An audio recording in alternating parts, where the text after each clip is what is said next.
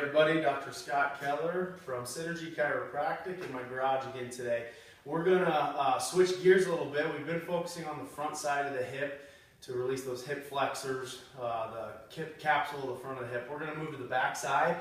A stretch that a lot of you guys are going to be familiar with, whether it be from the gym or maybe a yoga class, is the pigeon stretch. Okay, we're going to add a little bit of a twist to it today, like we've been doing with the hip flexors. We're just going to add a banded distraction to it, which is just going to basically, the only purpose of that is to get a little bit extra mobility in that hip. So hook probably a green band up, maybe a little bit lower than knee height, so it's going to be maybe about mid-shin height. You're going to step through the band and put it all the way up in the groin. Step out so there's some good tension on the band, and then get into the position of the pigeon stretch. So this leg out in front of you, the other leg directly behind. Support yourself with your hands, and if you want to scoot out a little bit to get a little bit more tension on that band, now would be the time to do so. So you should feel that band pulling that hip kind of in a lateral direction that way. And then what I'm going to have you do is sit your butt back towards the ground. You can play with different angles with this, kind of where you feel what Kelly Starrett would say is your corner of tightness, or kind of play with the corners there. Very similar to what I like to teach people. You know, sit straight back, for example. Lean to the side and push your hip more to the outside if you want. You could also take this hip towards this foot and kind of rotate that way. That's going to give a different stretch. So I just want you guys to hang out in this position and play around with where you feel the tightest. So what you need to do, though, kind of like what we do with most of our stretches, is make it dynamic. So if I'm sitting straight back into it, I'm going to hold for 2 or 3 seconds, come out of it a little bit to let that muscle relax, and then go right back in.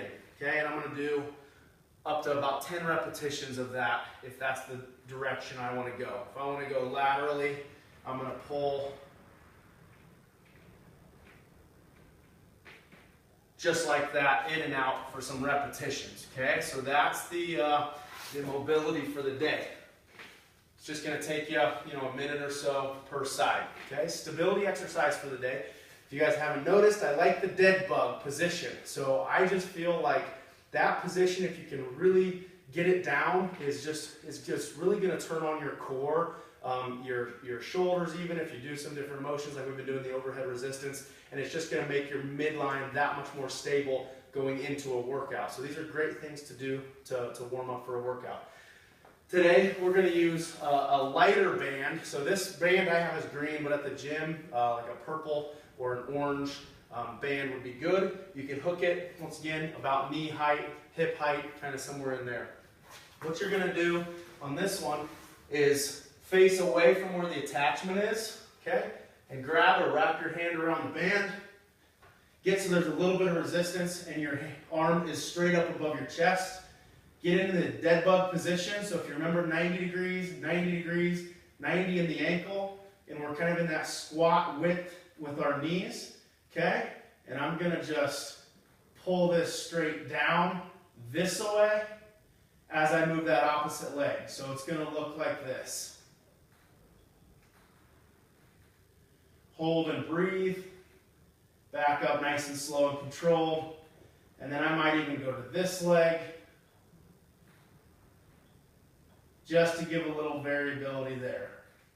I'm just going to do about 5 reps on each side, 10 total reps with this arm, and then I'll switch and do 10 total reps with the other side.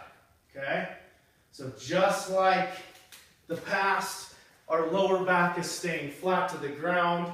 We're trying not to move the opposite leg. We're keeping our core really engaged. Our rib cage is down, not flared out, no hyperextension in the back. And then with this pull motion, what we're going for here is, once again, no shrugging of the shoulder. I don't want to see this and pulling. We want to keep that shoulder nice and engaged. Try to get that serratus muscle engaged right in here, and then pull down straight to your side like that. So once again, we're activating and integrating our shoulder stability with our core stability with this dead bug pull down exercise. As usual, if you guys have any questions, just give me a holler. Scott at synergylincoln.com. See you around the gym, and good luck with this one this week.